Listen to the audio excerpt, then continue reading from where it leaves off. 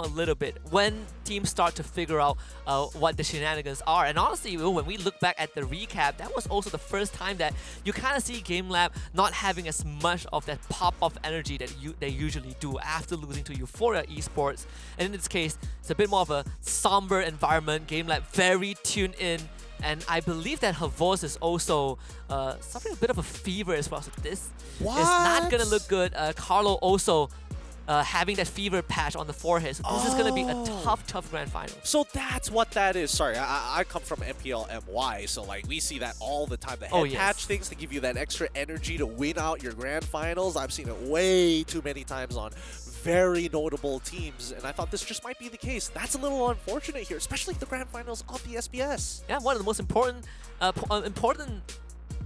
series, right? This is the first season for Mobile Legends itself. $20,000 for winners. And Euphoria Esports, they have the support of the 6-member. We won't see the baby, at least for now.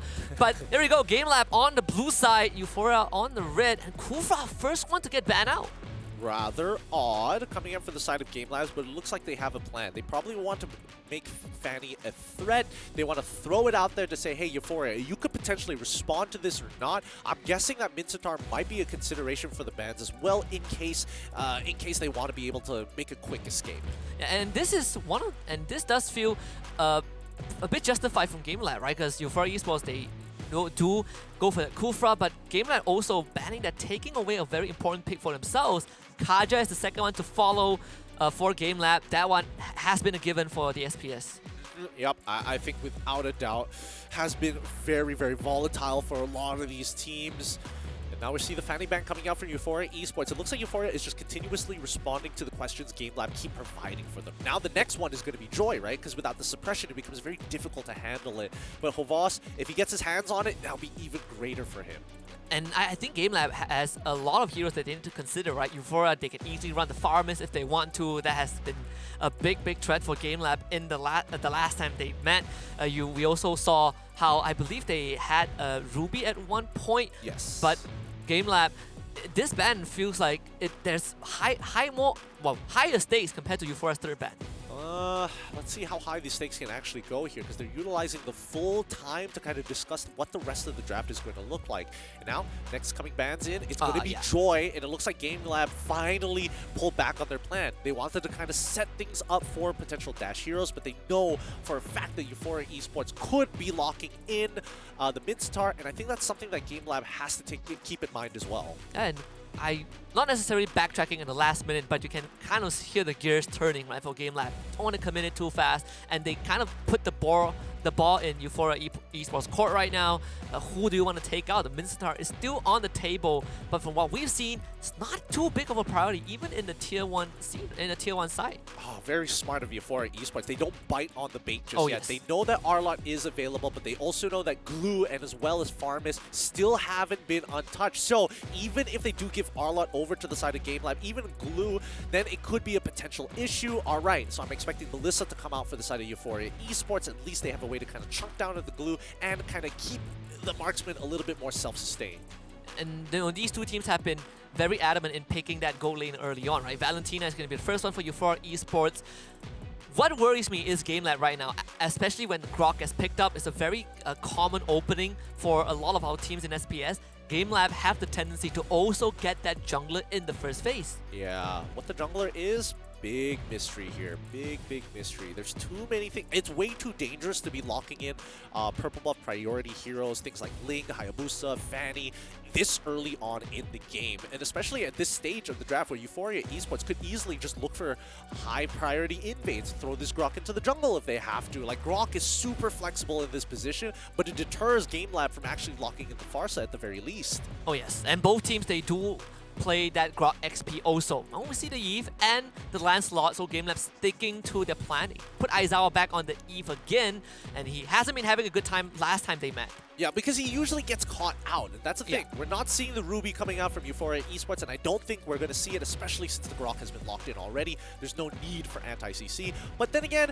if there is an argument that can be made that Ruby is great against heroes who constantly dash around, you're able to taunt them, you're able to disrupt their combinations long enough for the rest of your team to combo them to the ground, but it is going to be the carry instead. You see two tanks, no problem. True damage is going to cut right through them. And this was what Euphoria Esports picked last time also, right? They run the carry and basically just steamroll over GameLab. Now we head into the second ban phase.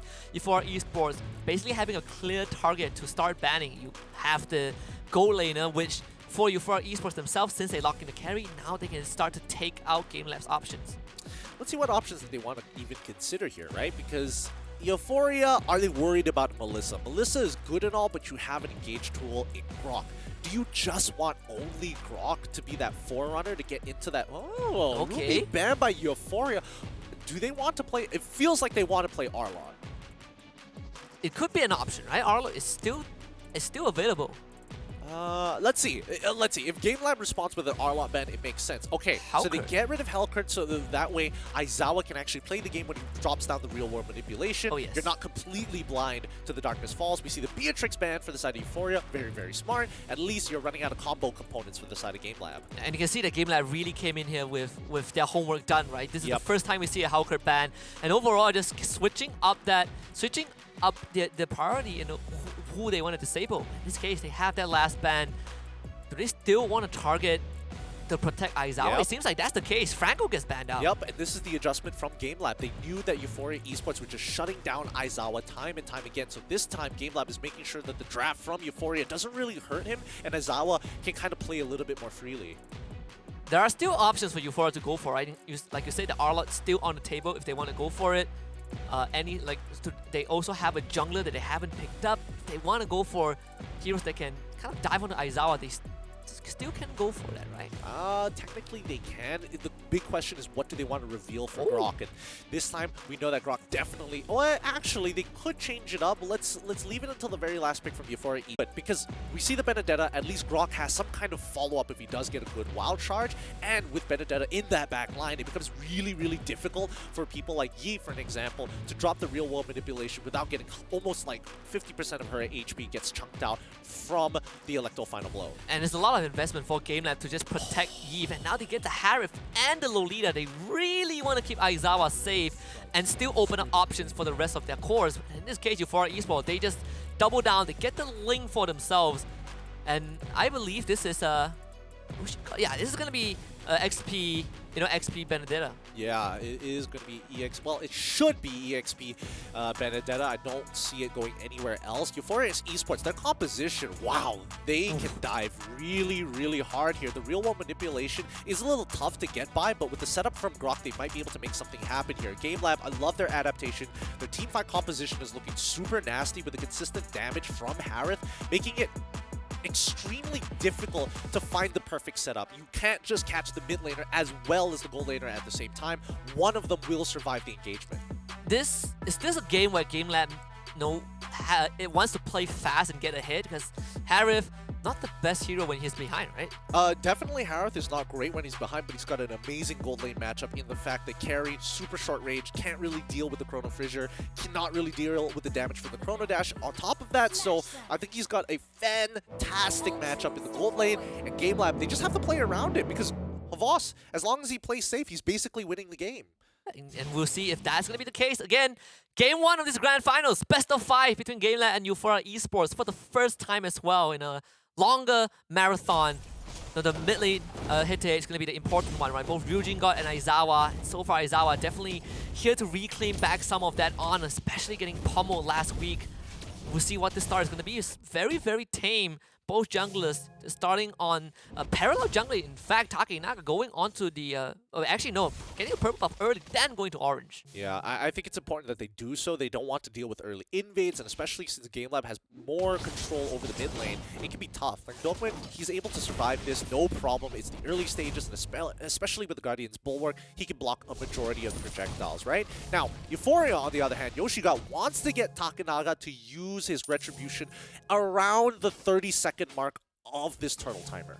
Yeah, and also give Euphoria Esports just a better time contesting turtle. And so far, Takenaga, he's going to hit that 4 without much contest at all. He's going to use that retreat just for security. Yoshi God getting gone on, losing a lot of that health. UTZ almost gets it, but not good enough. Oh, they didn't know. If GameLab knew that Venom God decided to finch poise down to the bottom side of the map, GameLab would have gotten first blood for sure. But now, the fact that he uses his Retribution very early on that gold crab means that he'll have it back up in time for this turtle fight. So very smart decision making from Takenaga. And Aizawa even shows up bottom to allow her voice to reset, or making sure that that wave doesn't get crashed. And you just see GameLab, right?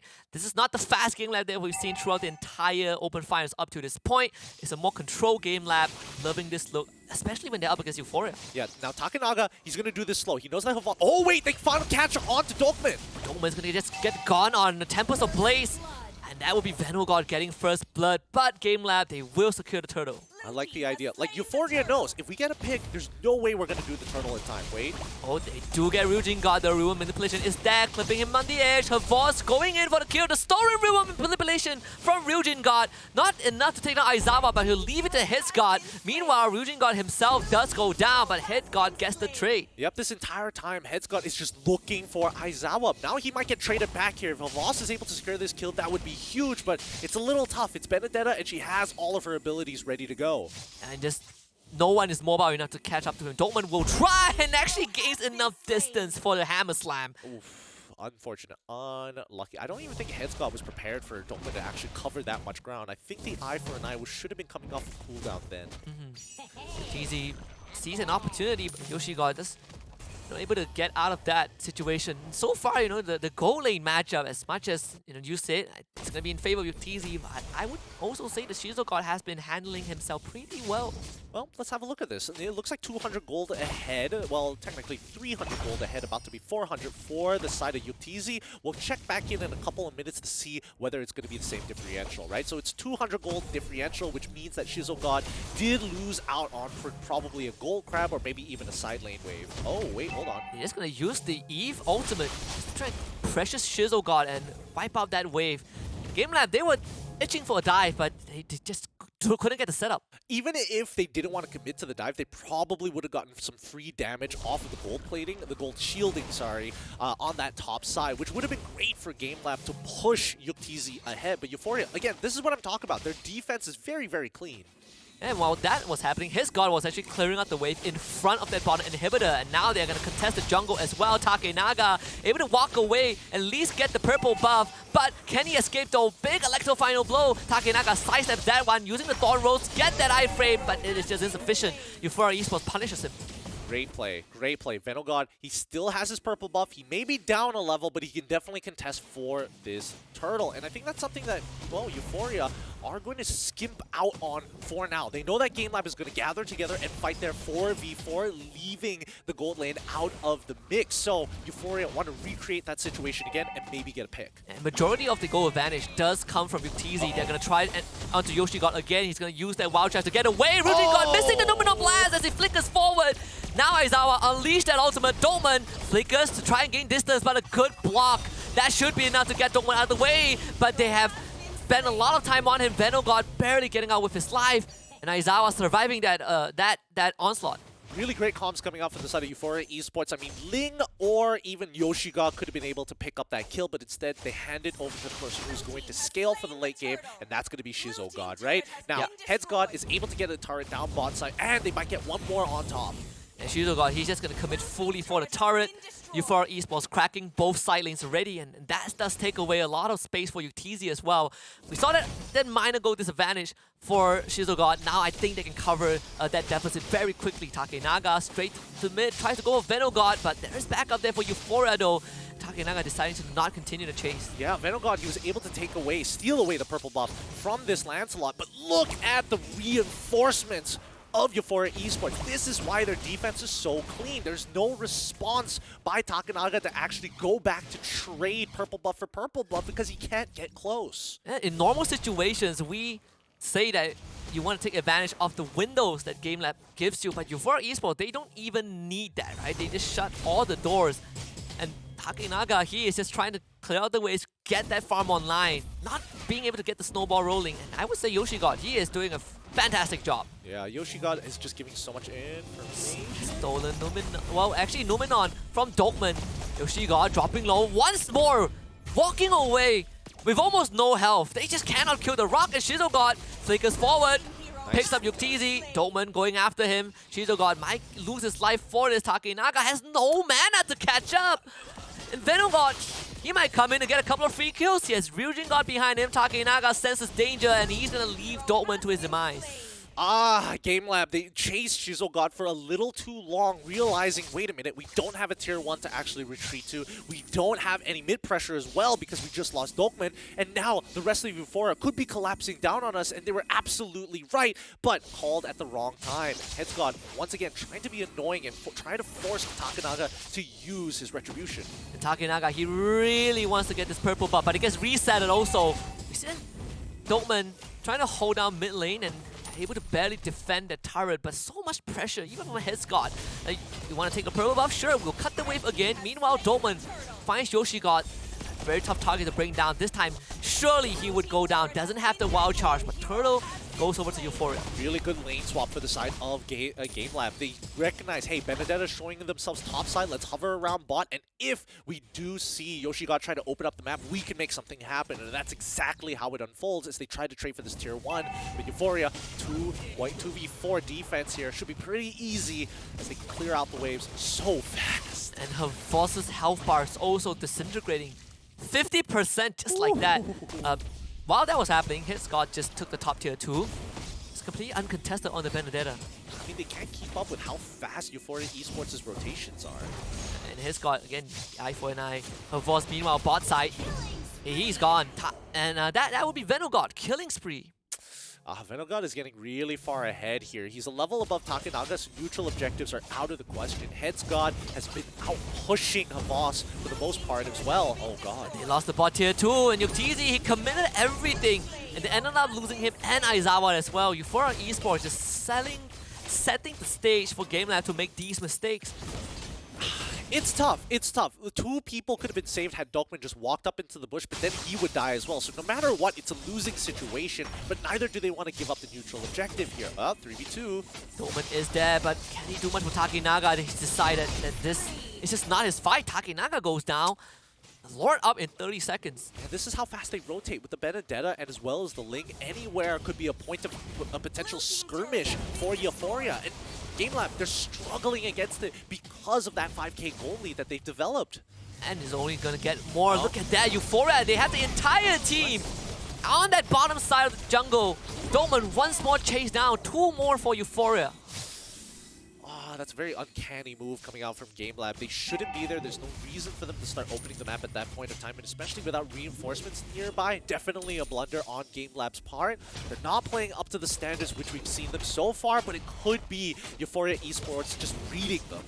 Yeah, and I think Euphoria Esports, again, right? You say at the start of the show, history does repeat itself, but 3 times, that is a statement from Euphoria. In this game 1 so far, they've gotten the Lord, 7.2k gold lead.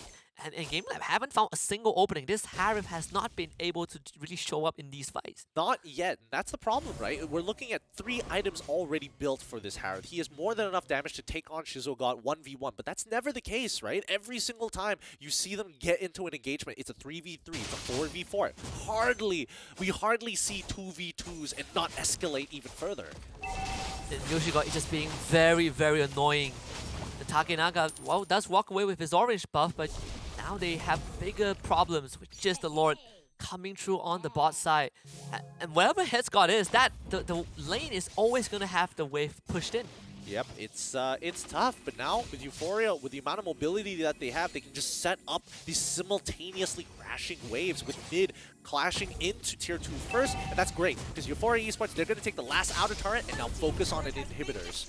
And the GameLab, they're gonna take a while trying to clear all of these waves, dealing with the Lord on the bot side first. That wave has been basically wiped clean.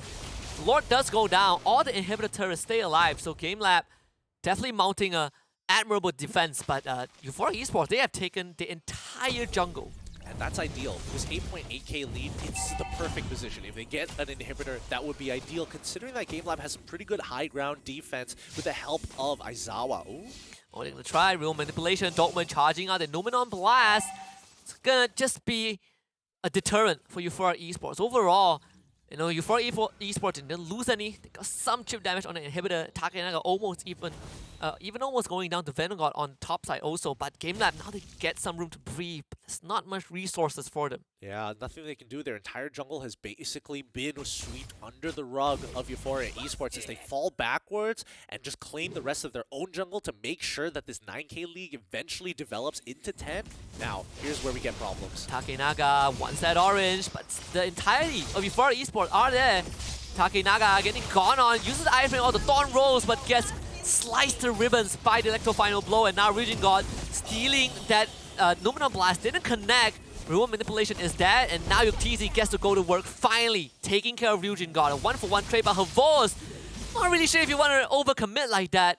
At least he gets away. Yeah, they had no idea where Shizzle God was, for the most part, because Shizzle God was playing in an off angle, playing in a different bush away from his team so that he's not going to be the first one focused down, and more importantly, to deny information from GameLab. But we do see just the overextension from Ryujin God to try to make that Numenor Blast work, that it hurt him at the end of the day. So 9,000 goal advantage, just like you predicted early on. This is not a kind of a bloody game. But Euphoria Esports, they're just getting all these punished. Havos once more. His team is here to back him up. His God is the target, but it's really hard to catch a Benedetta. They're going to commit everything. His God even using the Electro Final Blow. Takenaga cuts off his escape point. They use the real-world manipulation to finally catch off this Benedetta, but there might be a possible flank from Vanguard on that left side. Yoshi God hanging on. Numenor Blast charge up. Yoshi God gets away. Euphoria Esports mounting the defense, and Vanguard just dives in, but instantly backs off. Playing this tug of war, they don't want GameLab to get any space around the Lord. Ryujin God dropping low, Havos not able to connect the route, but GameLab, now they start roar. Yeah, they're just struggling to deal with this front to front, right? Especially when Heads God is down, they have another layer just taken away. Oh, 50-50. Vanguard wants to steal, cannot get in range for it. GameLab stabilizing the game just by a little bit. Finally, no, this is actually a really big moment for them, because now with this second Lord in their hands, they should be able to get a couple of outer tier turns to reduce the goal to at least a 3K deficit. Best situation possible for GameLab. Yeah, so far they haven't taken a single turret as well, so some structures will definitely start falling. Euphoria Esports, they gotta decide which lane they want to give up.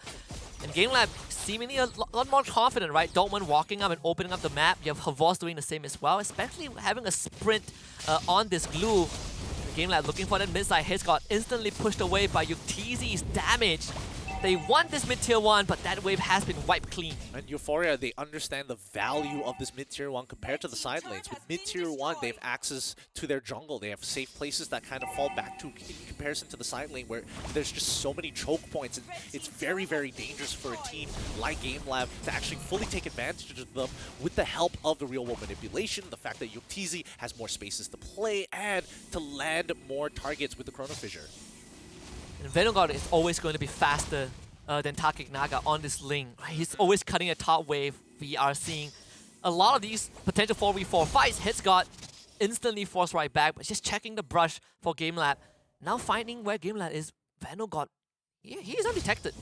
Yep, and looks like after that push, they weren't able to get too much. The tier 1 at top side, as well as mid, still alive here. The fact is that GameLab are still behind by 6,000 gold. Now, Euphoria, they could look to maintain this, but they need to close out this game sooner rather than later. Just the raw scaling coming in from GameLab could be a problem. GameLab really wants the tier 1, but they can barely touch it. Yuktisi pushing his limit as well with the Zaman Force. Yoshi God is low, but Yuktisi found by the Petrify! And instantly deleted. His God and Vanguard working together for that kill. And now GameLab on the run. They need to salvage as much member as possible. Havos has the split, forcing Euphoria Esports to split up, and that is good enough. The top tier 1 going down to Takenaga. Dolman just trying to crawl his way back into the base, even using that Numenor Blast, but couldn't get out. Vanguard committing the Tempest of Blade. Euphoria Esports getting 2 kills, and they stagger the respawn timers as well. Not done just yet. Takenaga gets out. Oh my goodness.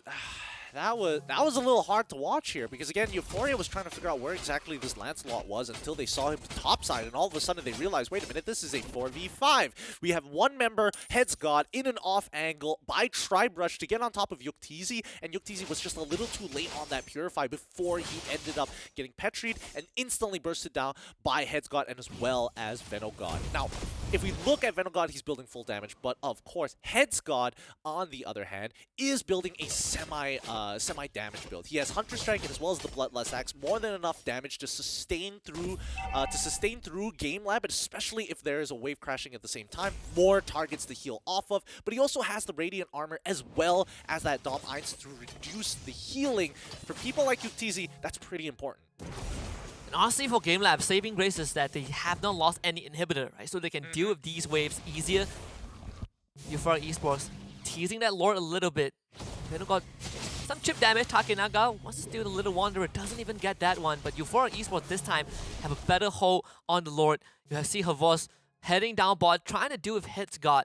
Euphoria Esports decided, well, we're not gonna dance this. Yeah, I think there's no point to dance it right now, but they still have to show presence to make sure that Euphoria don't steal it for free, right? And more importantly, I think it's coming to a point where the gold lead soon won't matter for either side, between GameLab as well as Euphoria. Euphoria Esports again, Doltman opening up the map a bit. Venogod and Takenaga going at it. And you said earlier on that, you know, EUPH is just going to have better raw scaling compared to Euphoria, but in these fights, you know, Euphoria Esports have somehow been able to catch both Aizawa and EUPH. Now they use the conceal. Oh, Takenaga, he's going to be the target. Does have the immortality, but the Lord's getting bursted down. He's not going to come back in time. Venogod just instantly gets the free Lord. Takenaga focusing on getting away. His God on his tail. The Electro final blow will be sufficient. This could be the final blow from Euphoria to get this game won. GameLab needs to get away. EUPH not in a position to fight. Havos blocked off by the glue wall. Forced to go the long way. Gets the shoe. And they're able to make it out, but they need to wait 30 seconds for Takenaga to come back. Okay, 30 seconds. That should be about the time when Euphoria's waves, especially the Lord empowered waves with the Lord, should start reaching the inhibitor. So he has more than enough time, and I think GameLab, they just have to play defensively. Right now, it's really tough for Aizawa and EUPH to actually get consistent damage onto the side of Euphoria Esports. Number one, Shizogod doesn't look like he's part of the fight much. Oh, Flicker Wild Charge, Aizawa's the target. That could be it. They get rid of Aizawa again. Venogod in the backline. Havos. Oh, he's getting absolutely eviscerated by Shizogod. And Venogod doesn't even go down. Takenaga just came back into a 3v5. They have a Lord to deal with as well. Euphoria Esports looking for game number one. They're taking this slow and methodical. Takenaga wants to get Venogod, but Venogod doesn't even go down. Have the Winter's Trunkion to keep himself alive. And Euphoria Esports now throw their full weight on GameLab's Crystal. Game one is game in this grand finals to Euphoria. GG, well played to Euphoria there. Very clean, calculated game by their side, and as soon as they got their lead, they slightly increased the tempo, and they kept maintaining the lead until finally they had a break in the game against GameLab towards the 12th minute. And YoshiGod made all of that happen. Flicker Wild Charge, no Purify for EUPH, and just the dive potential that you mentioned when we